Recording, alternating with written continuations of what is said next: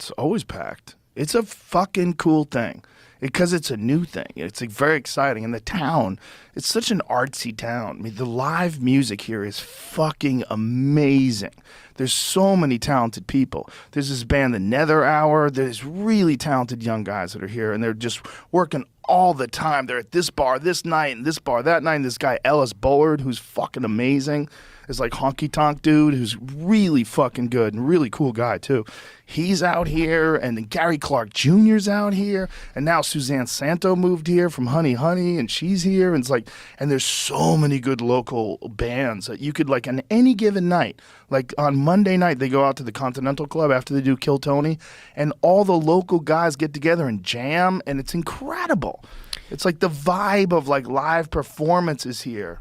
Do you still love comedy as much as you did in like the 1990s? More. Yeah, I love it. Yeah. Hey, I got that vibe being in the green room with you guys. I got the sense like we could literally be in 1998 right now, and Joe would be doing like the same thing with different comics around. Yeah, and the fact that there's like this energy to this place too makes it more exciting.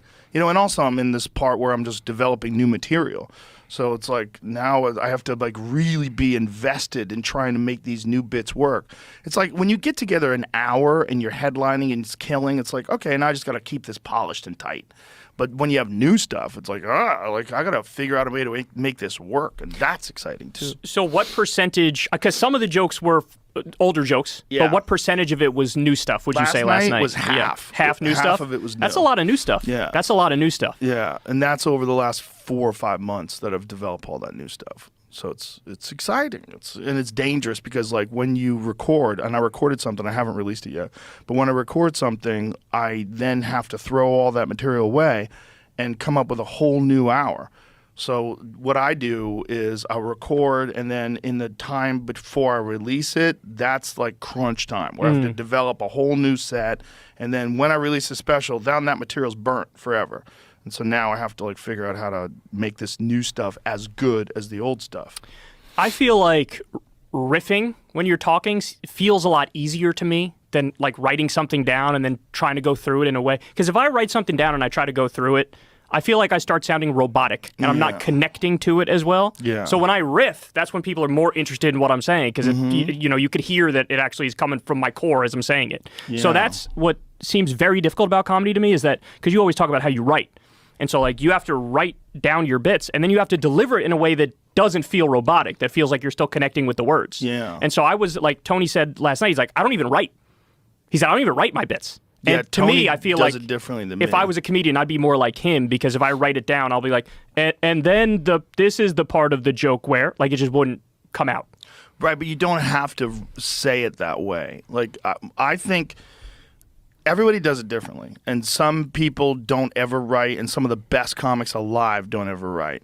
But I feel like you should do all those things. I feel like comics are inherently lazy.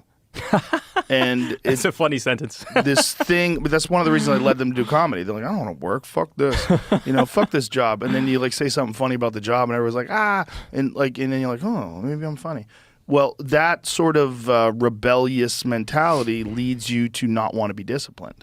But I think there's a big value in sitting in front of a computer and just spending time going over ideas.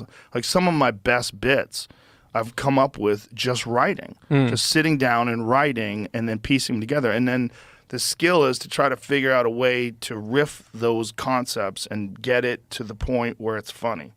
Do you see a big difference day to day in terms of your delivery? Like some days we go up there and just be like, I'm just off today. Like I'm not nailing it today. And other days you're like, oh, I'm cranking it right now. For sure. Yeah, there's days where you're better. But it's like you got to figure out, well, what was different about the day when I was off? Maybe I didn't get as excited. Maybe I didn't pace enough and warm up enough. Maybe I didn't like treat it with a lot of weight. Like you got to there's a lot of heaviness to like going on stage. Like, here we go. And then you also have to be like looser on stage sometimes. And it's like there's a lot of variables, which is why it's exciting. Do you feel like more pressure the better? The more pressure you feel, the better you do? You need some pressure. Yeah, you need some pressure. That's interesting. I get nervous for every show.